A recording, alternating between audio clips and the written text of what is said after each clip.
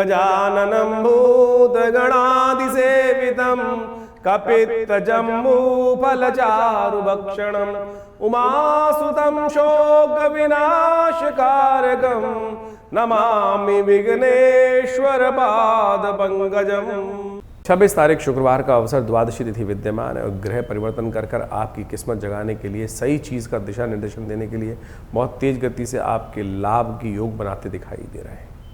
दिन उगता दिखाई देगा। सुबह सुबह आपको थोड़ा सा लगेगा हल्का है, शायद नहीं हो रहा है, चीज़ अच्छी नहीं है, लेकिन थोड़ा लगे रहेंगे तो चीज़ें परिवर्तन की तरफ मध्याह्न तक आने तक कुछ ना कुछ नई सूचनाएं आपके लिए देती दिखाई देंगे। शाम जितनी सुबह हल्की आपको दिखाई दे रही है उससे कई गुना अधिक शाम आपके लिए अच्छी बनती दिखाई दे रही है। चीज़ों को अच्छी समझ, अच्छे लेवल, अच्छी बातें, कोई ना कोई आपकी किस्मत जगाने के रास्ते कुछ ना कुछ अच्छा होने के योग बनते दिखाई देंगे। आपकी राशि के दृष्टिकोण से कई सारे परिवर्तन का योग इस दिन बनता दिखाई देगा। आपको समझ भी ठीक होगी चीज़ों को। जो 2 दिन पहले आपके विचार कुछ और दिखा रहे थे, अब एकदम आपकी राशि के दृष्टिकोण से विचार बदलता दिखाई देगा। कुछ और विजन आपके आंखों के समक्ष आता दिखाई देगा।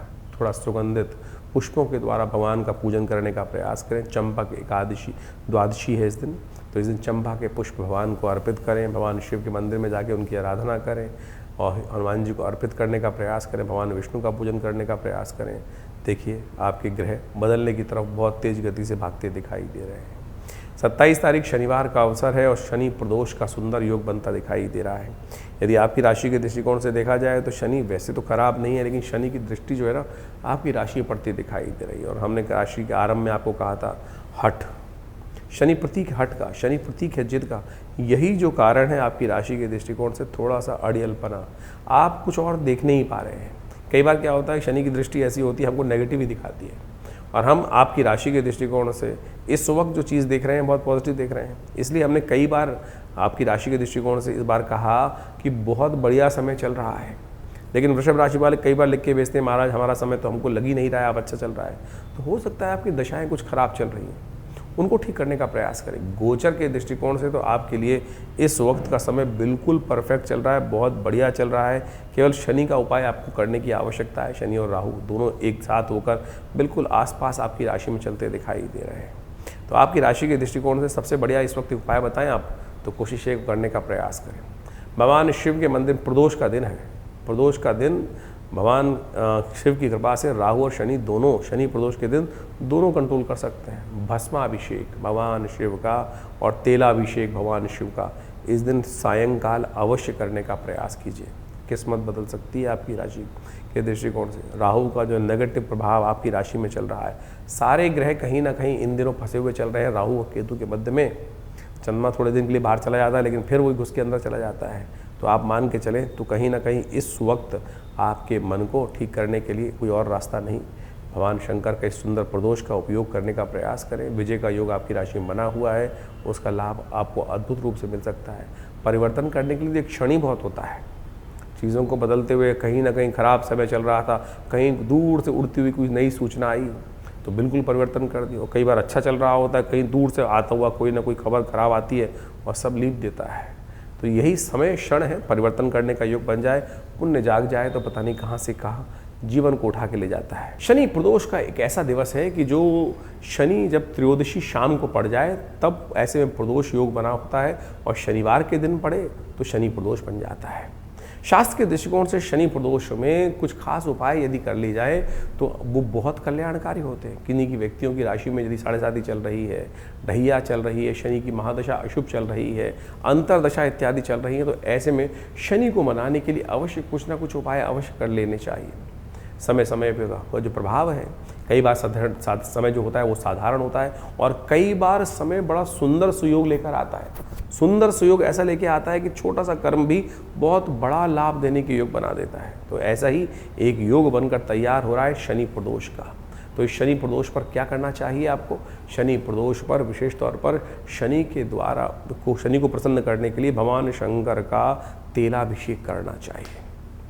तिल का तेल लेकर भगवान शंकर पर ओम शन्नो देवी रविष्ट्रयापो भवन्तु पीतये शन्नो रविष्ट्रवन्तु नः, इस मंत्र को यदि संपुट लगाकर यदि आप विशेष तौर पर रुद्राष्टाध्यायी के मंत्रों के साथ इस संपुट युक्त मंत्र से यज्ञ अभिषेक करें यज्ञात्मक जो अभिषेकात्मक यज्ञ करें तो कहा जाता है भगवान शंकर की कृपा से आपके बहुत से कष्ट निवृत्त करने के सुंदर सुयोग बन जाते हैं। तो इस तिथि का लाभ अवश्य लेने का प्रयास करें, क्योंकि शनि को मनाओ, सदा सुख पाओ। शनि स्तोत्र का पाठ करो।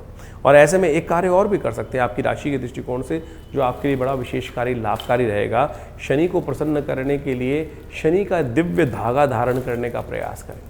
शनि का धागा जो होता है, यदि शनि प्रदोष के दिन मंत्र से सिद्ध कर कर, इस शनि के मंत्रों से सिद्ध कर कर ओम प्रांग प्रींग प्रोंग से शनिश्चराय नमः इसको धारण कर लिया जाए तो कहा जाता है शनि के तमाम दोष, चाहे 7.5 में चल रहा हो चाहे कुछ भी हो, रक्षा कवच की तरह कार्य करता है। शनि जो विभिन्न राशियों में विभिन्न प्रकार के प्रभाव उत्पन्न करते हैं, तो यदि शनि का ये धागा पैर में बांध लिया जाए, शनि के मंत्र से जप करा हुआ, तो व्यक्ति की चाल बिगड़ती नहीं है। क्योंकि शनि सबसे पहले जो प्रभाव उत्पन्न करते हैं वो चाल ही बिगाड़ते हैं। जब चाल बिगाड़ते हैं तो फिर धीरे धीरे सब शरीर भी विकार हो जाता है और स्थिति भी खराब हो जाती है, मन भी विकार युक्त हो जाता है, बुद्धि भी विकार युक्त हो जाती है। तो अपनी चाल को सुधारने का प्रयास करें। शनि के मंत्र से सिद्ध किया हुआ ये धागा अवश्य धारण करने का प्रयास करें। हमने आश्रम में शुद्ध ब्राह्मणों द्वारा शनि के स्तोत्र का पाठ करके, शनि के बीज मंत्रों का पाठ कर कर इन शनि के धागों को सिद्ध किया जाता है। और आप जो भी, किसी बच्चे को बहुत डर लगता है, किसी बच्चे के जीवन में नज़र बहुत लग जाती है, बार बार उसकी नज़र उतारनी पड़ती है, कहीं बच्चे सीधे लोग व्यक्ति बिल्कुल सीधी चाल पे चलते हुए कहीं ना कहीं वक्त अपने आप खराब हो जाता है, हो सकता है नज़र लग जाए। तो ऐसे में भी ये शनि का धागा अद्भुत रूप से कार्य करता है। तो इसका सहयोग लेने का प्रयास कीजिए, कल्याण होगा, कष्ट दूर करने का योग बनेगा। शनि प्रदोष पर तमाम शनि के उपाय यदि करेंगे तो बहुत शुभ आपके लिए योग बनेंगे। 28 तारीख रविवार का अवसर है, चतुर्दशी तिथि विद्यमान है, सर्वार्थ सिद्धि योग भी इस दिन विद्यमान रहेगा। नए कार्यों को करने के लिए दिन यानी अच्छा दिखाई देता है।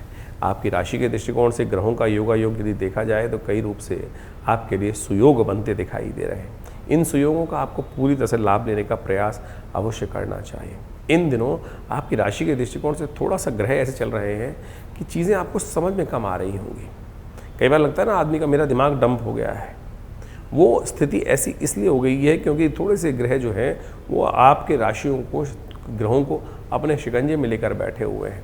तो उसको ठीक करने का थोड़ा सा प्रयास आपको करना चाहिए। इस वक्त आपकी राशि के दृष्टिकोण से हर रोज़ आपको राहु के मंत्र का जप करना चाहिए।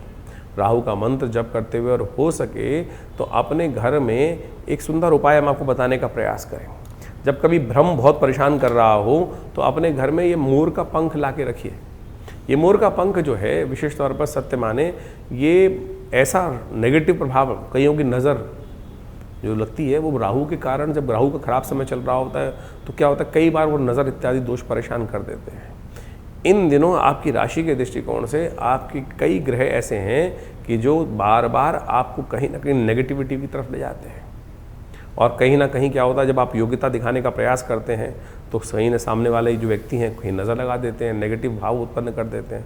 और ये नज़र जो है बिल्कुल प्रैक्टिकल है, इसके ऊपर बहुत ज़्यादा वर्ल्ड वाइड रिसर्च भी हुई है कि दृष्टि जो है वो कैसे आपको उत्थान की तरफ ले जा सकती है, और नेगेटिव दृष्टि जो है वो कहीं ना कहीं आपकी प्रोग्रेस को, आपकी समस्याओं को, भारतीय संस्कृति में तो इसके लिए बहुत बृहद वर्णन मिलता ही है, लेकिन बहुत सारे मॉडर्न साइंस के लोगों ने भी इसके ऊपर रिसर्च करके देखा है। तो आप कोशिशें करें अपने पर्स में, अपने घर में, कहीं ना कहीं घर के द्वार पर। आज पता नहीं कौन कौन से आइटम बाज़ार में बिकते रहते हैं, करोड़ों रुपए लोग खर्च करते हैं, लाखों रुपए खर्च कर देते हैं। हमने ऐसा देखा है कि कोई व्यक्ति आया और किसी 5 स्टार होटल वाले के पहुंच गया और पता नहीं उसकी छत पर पता नहीं कौन कौन से लोहे के जहाज झंकार उसने लगा दिए। अरे भगवान कृष्ण सुंदर रूप से, भगवान कृष्ण इतने सुंदर थे कि उनको छोटी सी बात पर नज़र लग जाती थी। कहीं ना कहीं अरे लाला इतना सुंदर, और पता नहीं किसकी नज़र खराब है लग जाती थी। इसीलिए ये मोर का पंख वो धारण करते थे। तो आप कम से कम घर के बाहर लगा लो, व्यवसाय के बाहर लगा लो। इन दिनों ये बहुत ज़रूरी है आपकी राशि के दृष्टिकोण से। तो वृषभ राशि वालों को खासतौर पर ध्यान रखते हुए कार्य करना चाहिए। ये बात विशेष तौर पर करेंगे तो कहीं ना कहीं कल्याण के योग आपकी राशि के दृष्टिकोण से अवश्य बनेंगे, इस बात को ध्यान रख लो। 29 तारीख सोमवार का अवसर, पूर्णिमा तिथि विद्यमान है और ग्रह नक्षत्र परिवर्तन की तरफ सुबह सुबह भागते दिखाई दे रहे हैं। और ये परिवर्तन यदि आपकी राशि के दृष्टिकोण से देखा जाए तो थोड़ा ध्यान रखने वाला रहेगा। इमोशनल पॉइंट ऑफ व्यू से कहीं ना कहीं सब कुछ ठीक चलते हुए भी मन मस्तिष्क कहीं ना कहीं थोड़ा बंधन में आपको बार बार परेशान करता दिखाई दे रहा है। कई बार हमारे जीवन में ऐसा समय आता है कि अच्छा बुरा हम बहुत सारा रीएनालाइज करने की तरफ जाते जाते दिखाई दे रहे हैं। चीज़ों को बहुत ज़्यादा गहरे में जाने की आवश्यकता नहीं है। इस वक्त आपकी राशि के दृष्टिकोण से देखा जाए तो बृहस्पति और जो शुक्र एक साथ चल रहे हैं, द्वंद्वात्मक स्थिति उत्पन्न करते दिखाई दे रहे हैं, और उनसे छठे भाव में चलता हुआ कहीं ना कहीं बाकी जो ग्रहों का योग बन रहा है वो कहीं ना कहीं मन में द्वंद्व उत्पन्न करता दिखाई दे रहा है। उस द्वंद्व से आपको अपने आप को बचाने का प्रयास करना चाहिए। सोमवार का अवसर है, कोशिश ये करें भगवान का सत्यव्रत करने का प्रयास। सोमवार के दिन, इस दिन पूर्णिमा पड़ गई है, और ऐसे समस्त भ्रमों को मन से हटाने के लिए इस दिन हमको सत्यनारायण व्रत करना चाहिए। सत्यनारायण व्रत जो है वो समस्त भ्रमों को दूर कर कर विश्वास जगाता है कि भगवान श्री हरि समस्त कष्टों को निवारण करने का योग बना सकते हैं। हम नमो नारायण इस मंत्र का जप करें, और हो सके तो इस दिन व्रत रखें, और हो सके तो इस दिन भगवान का समस्त परिवार के साथ कथा का श्रवण करने का प्रयास करें। वो महात्म है कथा का, और वो आपके लिए बहुत सुंदर योग बनाएगा। और हो सके तो देखिए चंद्रमा थोड़ा हल्का चल रहा है आपका, तो आपकी राशि के दृष्टिकोण से थोड़ी देर शाम को चंद्रमा की रोशनी में बैठकर उनका ध्यान करें, उनका पूजन करें, और हो सके तो खीर का भोग लगाकर शाम को अवश्य ग्रहण करने का प्रयास करें। देखिए आपकी राशि के दृष्टिकोण से मनोमस्तिष्क में आने वाले कुछ दिनों में परिवर्तन का सुंदर योग बन सकता है। इस दिन खीर खाना आपकी राशि के दृष्टिकोण से सोमवार का अवसर है, पूर्णिमा की तिथि है, बहुत ही श्रेष्ठ योग बनाएगा। शाम को चंद्रमा की रोशनी में बैठ के थोड़ी देर टाइम तो निकालिए। आज हमारे पास समय नहीं है, हम एसी में बैठ जाते हैं, जाकर प्रकृति का आनंद लेने की बात ही नहीं करते हैं। तो थोड़ी देर बैठिए शाम को चंद्रमा की रोशनी में। आपकी राशि के दृष्टिकोण से यही ग्रहों का परिवर्तन का योग है, और लोग लगे हुए हैं करोड़ों लाखों रुपए के नगों को पहनने के लिए, कभी कुछ और करने के लिए। प्रकृति के साथ थोड़ी देर अपने आप को जोड़ने का प्रयास कीजिए, देखिए परिवर्तन का योग बनेगा। 30 तारीख मंगलवार का अवसर, प्रतिपदा तिथि विद्यमान है, और इस दिन बुद्ध महाराज वक्री होने जा रहे हैं।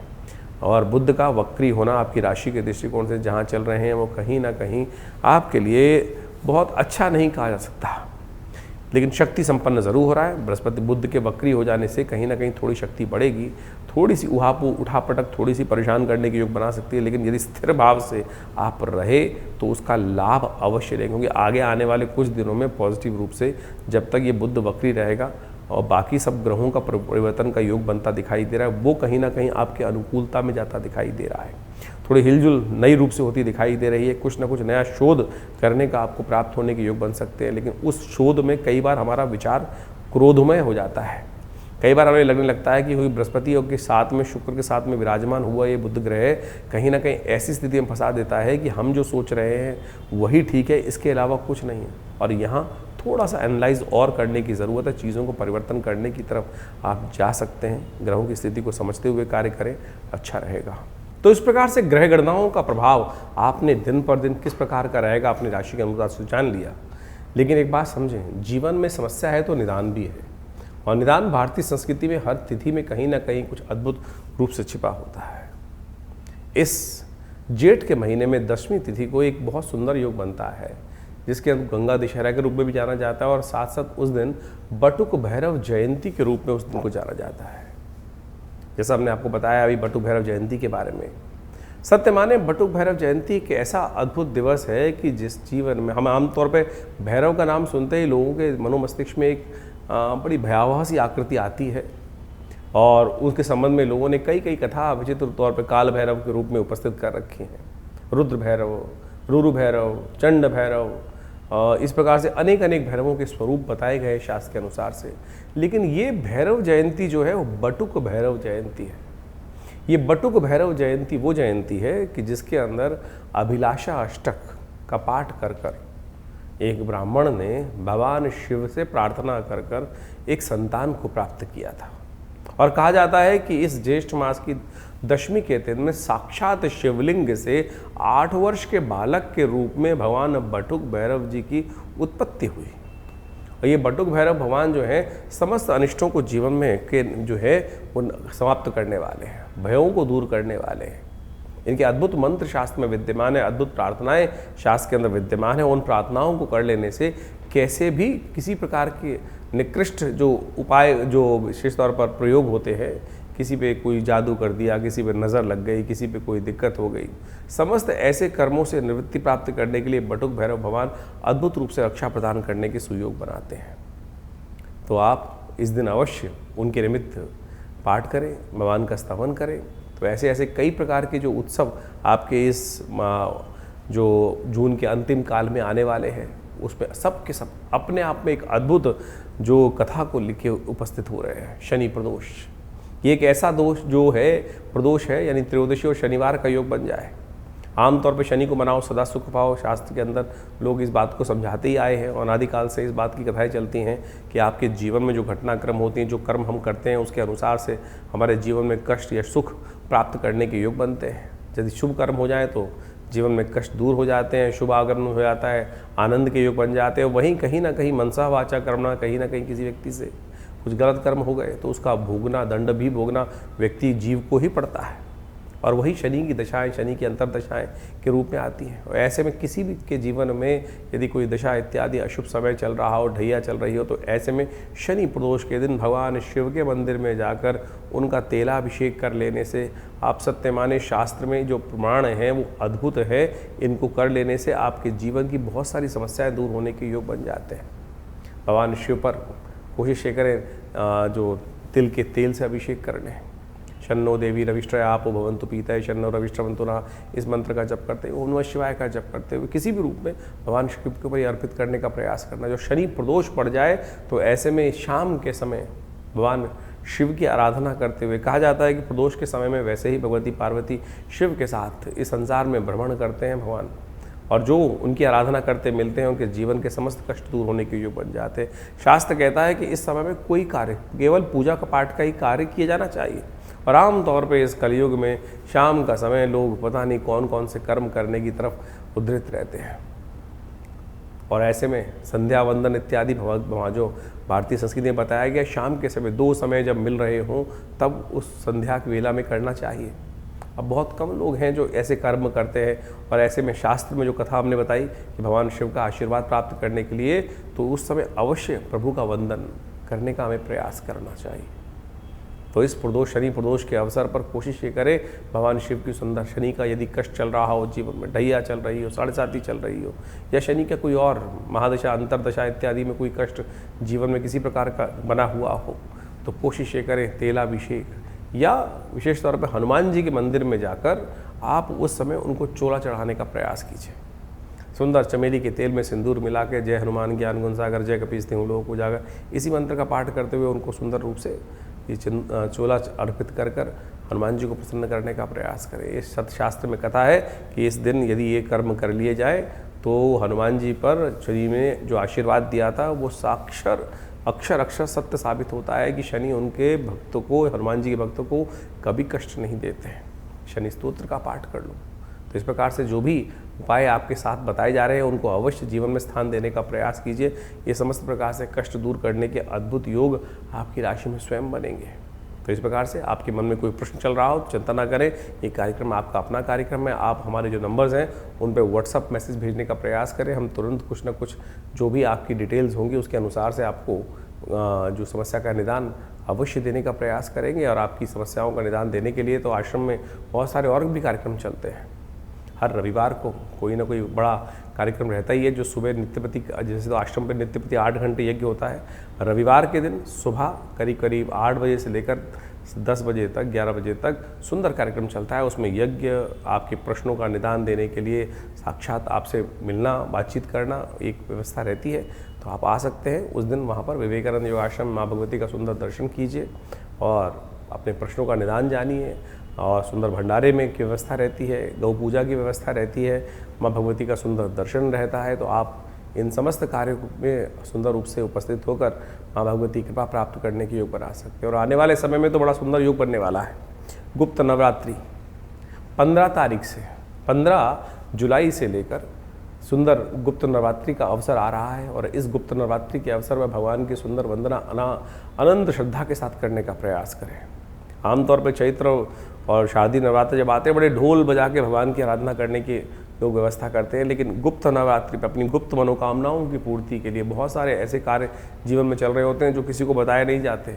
ऐसे में उन मनोकामनाओं की पूर्ति के लिए पूजा पाठ इत्यादि बड़ी श्रद्धा के साथ, दुर्गा सप्तशती का पाठ, शतचंडी इत्यादि इस समय में अवश्य करनी चाहिए। आषाढ़ की शुक्ल जो की प्रतिपदा है उससे आरंभ होकर, शुक्ल पक्ष की प्रतिपदा से आरंभ होकर जो नौमी तिथि तक, भड्डली नौमी तक ये सुंदर सुयोग रहता है। तो इसमें अवश्य भगवान के का स्तवन आप करें, माँ भगवती कृपा प्राप्त करने का योग बनाएं। तो ऐसे में सुंदर गुप्त नवरात्रि पर आश्रम पे बड़ा कार्यक्रम रहेगा जो करीब करीब 9 दिन तक दुर्गा जी के विभिन्न पाठ, दुर्गा सप्तशती के विभिन्न पाठ का हवनात्मक यज्ञ का सुंदर व्यवस्था रहती है। तो आप माँ भगवती के सुंदर दर्शन कर 500 साल पुराना भगवती का चमत्कारी श्री विग्रह जो आश्रम पर विराजमान है, उन्हीं के सानिध्य में, उन्हीं के समक्ष ये सुंदर यज्ञ की परिपाटी बहुत लंबे समय से, जब से आश्रम स्थापित हुआ है पिछले 60-70 सालों से, तब से चल रही है। तो आप भी यहाँ आकर माँ भगवती का सुंदर दर्शन कर उस यज्ञ में अवश्य सम्मिलित होने का प्रयास कीजिए। इसके अलावा और भी बहुत सारे लोगों के अनुभव हैं जिनका वो आप आश्रम में विभिन्न कार्यक्रम, बड़े मंगल पर जो विभिन्न कार्यक्रम चल रहे हैं, और ऐसे में अंतिम बड़ा मंगल का योग बनकर तैयार हो गया है। ये पूरा जो जेठ का महीना रहा, इसमें पुरुषोत्तम मास भी पड़ा, और उन सब को मिलाकर 8 बड़े मंगल का योग बना, और 8 बड़ों मंगल पे बड़ा सुंदर रूप से हनुमान जी का सुंदर पाठ रहा, हनुमान जी को चोला चढ़ा, और साथ साथ हनुमान जी का सुंदर सवा मनी का भोग रहा हर मंगलवार पर, और साथ साथ सुंदरकांड की पाठ की सुंदर व्यवस्था रही। बहुत से लोग आकर उसमें भगवान जी, हनुमान जी कृपा प्राप्त की, और जीवन के बहुत से कष्टों को दूर करने का सुयोग सबके जीवन में आता है। सबके अनुभव अपने अपने होते हैं, और उन सबको अनुभव को लोग जब साझा करते हैं, आके बताते हैं कि भगवान जी कृपा से ये कष्ट ठीक नहीं हो रहा था, ये विवाह नहीं हो रहा था, ये समस्या का निदान नहीं हो रहा था, मेरे पैसे फंस गए थे, ये नहीं आ रहे थे, और जब हनुमान जी का सुंदर पाठ किया, दर्शन किया, तो ये योग बना। अभी 2 दिन पहले ही हमारे आश्रम पे एक व्यक्ति आती थी, काफ़ी लंबे समय से कष्ट ठीक नहीं हो रहा था। एक दिन अभी आके 2 दिन पहले हनुमान जी के मंदिर में दर्शन करें, और बोली जी दर्शन करके बाहर ही निकल रही थी मंदिर से, एकदम वो काम आया, और भगवान की कृपा से मनोरथ सिद्ध होने के योग बन गए। तो हनुमान जी की, भगवान की कृपा तो सुंदर रूप से कहीं ना कहीं से होने के योग बन जाते हैं। आप उस पर केवल अपनी निष्ठा को सत्य रूप में भगवान के श्री चरणों में अर्पित करने का प्रयास कीजिए, कल्याण का योग, सुयोग अवश्य बनेगा भगवती कृपा से। बहुत सारे लोगों की एक समस्या होती है आमतौर पर कि हमें सपने बहुत आते हैं, और सपने तो भविष्य बताते हैं। ऐसे में सपनों के भविष्य को जानने के लिए बहुत सारे लोग इधर उधर घूमते रहते हैं कि कोई बता दे कि किस प्रकार के सपनों। हमने अनुभवों से सिद्ध कर बहुत सारे परिष्कृत पद्धति से विकसित कर भारतीय शास्त्रों के अध्ययन कर हमने एक किताब लिखी जिसका नाम है क्या कहते हैं सपने। आपके सपने सत्य बोलते हैं। आपको रामचरितमानस के अंदर वो आख्यान याद होगा कि जिसके अंदर त्रिजटा ने एक सपना देखा, सपने वानर लंका जारी, और जिस प्रकार से वो जो घटना सपने में देखी त्रिजटा ने, वो सत्य साबित हुई।